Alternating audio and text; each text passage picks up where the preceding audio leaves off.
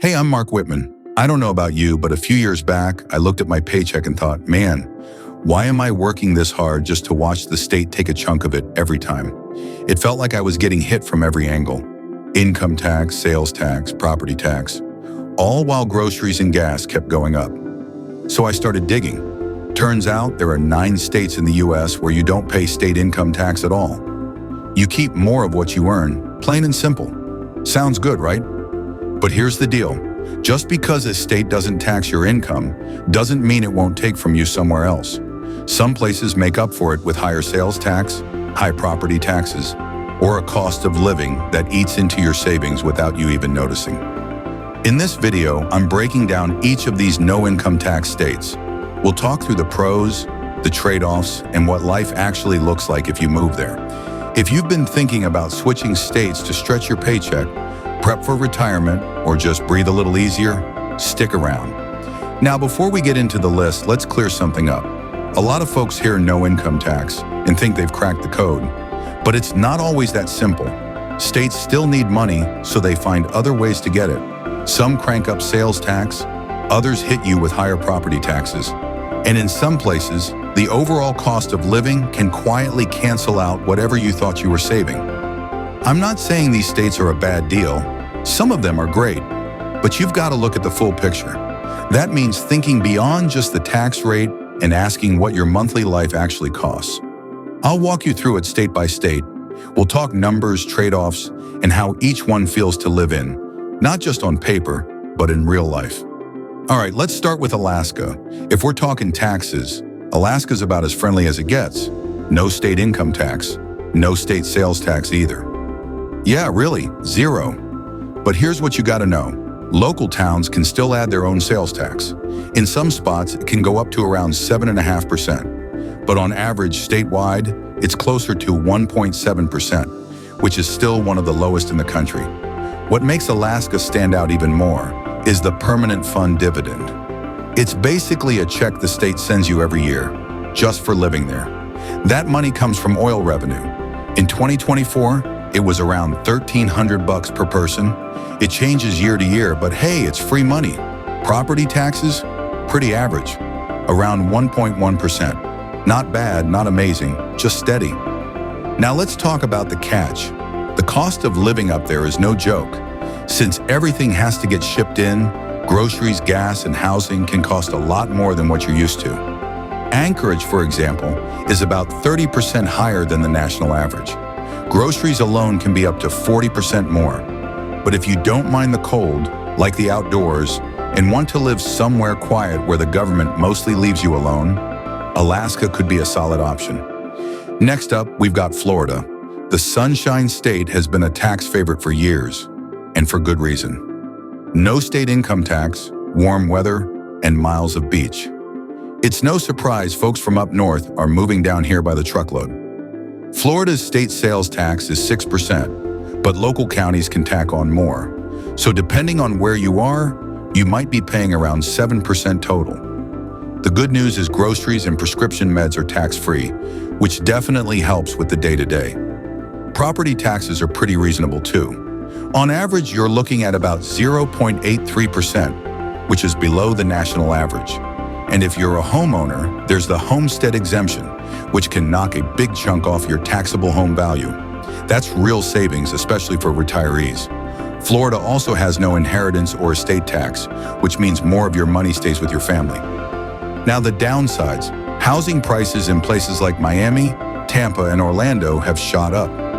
In 2025, median home prices are sitting around $400,000 to $500,000, depending on the area. Home insurance has also gotten more expensive, especially with hurricanes and extreme weather becoming more common. Still, if you're looking for sun, a slower pace, and a place where your retirement money stretches further, Florida's a strong pick. Just be ready for the humidity, the insurance costs, and lots of out-of-state plates at every red light. If Florida's not quite your scene, and you'd rather trade palm trees for desert sunsets, let's talk about Nevada. Nevada doesn't take a dime of your income. That's because a lot of the state's revenue comes from tourism. Think Vegas, Reno, the casinos, and all the entertainment money flowing in. Since they have that stream, They don't need your paycheck to balance the budget. The state sales tax starts at 6.85%. With local add-ons, the average comes out to about 8.2%. Groceries and prescription drugs are exempt, which helps, especially for folks on a tighter budget. One of the best parts about Nevada is property taxes. The average rate is just 0.48%, which is one of the lowest in the country. That's a big deal if you are buying a home or retiring on a fixed income. There is also no inheritance tax or estate tax. That keeps things simple if you are thinking ahead or passing something down. As for cost of living, Nevada sits somewhere in the middle. Cities like Las Vegas and Reno are still more affordable than places like Los Angeles or San Francisco, but housing prices have been going up. In 2025, you are looking at a median home price around $430,000 in Vegas. Just keep in mind, summers can be brutal with the heat. Water scarcity is also becoming a real concern. But if you can handle the dry weather and like the idea of no income tax, low property taxes, and big skies, Nevada could be a solid choice. Let's head north for a bit and talk about South Dakota. This one surprises a lot of folks. You do not hear it brought up often when people talk about where to move, but if we are talking taxes, South Dakota is rock solid. No state income tax, no corporate income tax either. If you run a small business or freelance, that is something to keep in mind. The state sales tax is 4.5%. After local add-ons, the average comes out to around 6.4%, which is still lower than a lot of places. Groceries are taxed, but usually at a reduced rate.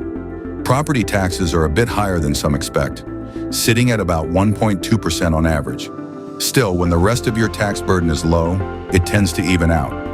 What South Dakota really offers is simplicity.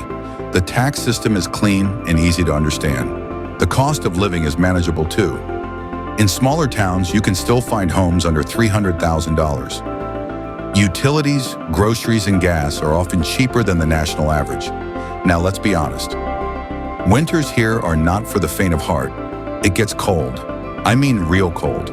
But if you are the kind of person who does not mind snow, likes space, and wants a quiet life with low taxes and solid values, South Dakota might surprise you in a good way. Now let's talk about Texas. This one's a big draw for folks chasing lower taxes, job opportunities, and wide open spaces. And yep, Texas has no state income tax. Whether you're working, retired, or running a small business, your paycheck stays in your pocket. But let's not sugarcoat it. Texas makes up for that with property taxes. They're some of the highest in the country, averaging around 1.6%. In some counties, it can go over 2%. So if you own a home, especially in a metro area, you'll feel it. The state sales tax is 6.25%, but local add-ons can bring it up to about 8.2% in some areas. Groceries and prescription drugs are exempt, which helps a little. Housing used to be the biggest selling point, but prices have gone up fast in cities like Austin, Dallas, and Houston. That said, you can still find more affordable spots in smaller towns or outside the metro sprawl. One thing Texas does have going for it is energy. The job market is strong, the economy is diverse, and people here tend to take pride in doing things their own way. If you don't mind the heat, a little sprawl, and higher property taxes, Texas might give you the freedom and space you've been looking for. Next up, Washington. If you are more into mountains and evergreen forests than deserts or humidity, Washington might be more your speed. Washington has no state income tax. That means your wages, Social Security, and retirement income all stay in your pocket. It is one of the main reasons people from California and Oregon have moved up here over the years. That said, Washington leans heavy on sales tax. The state rate is 6.5%, and with local taxes added in, you are often paying between 9 and 10% depending on the city. That adds up fast, especially if you are making big purchases. Property taxes are fairly average, sitting around 0.84% statewide, so not painful, but not a standout savings either. Now here is something to watch for. Washington does not have an income tax, but as of 2022, they introduced a capital gains tax on certain investment earnings over a threshold. If you are living off investment income, it is worth looking into the details. Cost of living depends on where you land. Seattle and the surrounding areas are pricey, with housing and everyday expenses well above the national average. But if you head east or to smaller towns, you will find more affordable options. If you like the outdoors, don't mind some rain, and want to be in a state with no income tax and beautiful scenery, Washington might be worth checking out. All right, let's head out west and talk about Wyoming. If you are after big skies, open land, and no state income tax, this one definitely earns a spot on the list. Wyoming does not tax your wages, your retirement income, or your Social Security. Sales tax is low too. The state rate is 4%, and even with local add-ons, most places stay under 6%. Property taxes are some of the lowest in the country, averaging about 0.56%. That makes a big difference if you are planning to buy or retire there. The cost of living is also pretty reasonable, especially outside of places like Jackson Hole. That area gets pricey because of tourism and out-of-state buyers. But in towns like Casper, Cheyenne, or Laramie, you can still find homes well under $300,000. Life in Wyoming is quiet. It is rural, the communities are small, and you will want to be okay with wind and snow in the winter. But if you are the type who enjoys solitude, nature, and a slower rhythm, it might check a lot of your boxes. It is one of those states where the government mostly stays out of your way, and sometimes that is exactly what people are looking for. Coming in at number 8, let's talk about Tennessee. This state has been pulling in a lot of folks lately. Retirees, remote workers, even families looking for something more affordable. And yeah, one big reason is the taxes. Tennessee does not tax earned income or retirement income. They used to have a tax on dividends and interest, but that's gone now too.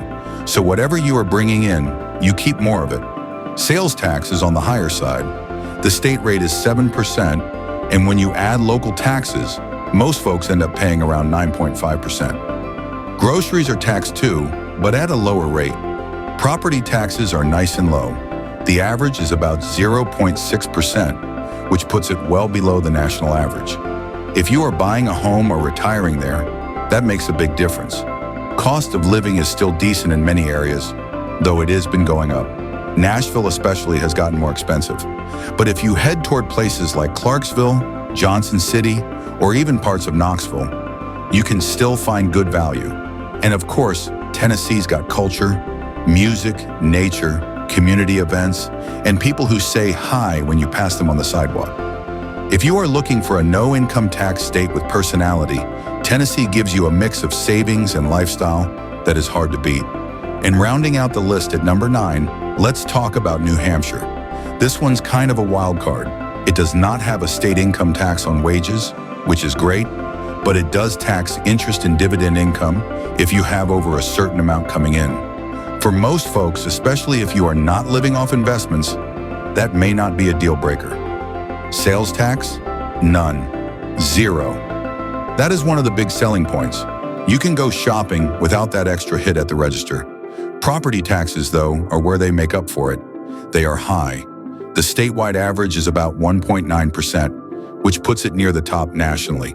So if you are buying a home, especially on a fixed income, that is something to plan around. Cost of living is a mixed bag. It is not as pricey as Boston or New York, but it is definitely higher than the national average, especially in towns with good schools or lots of outdoor access. What I like about New Hampshire is the feel.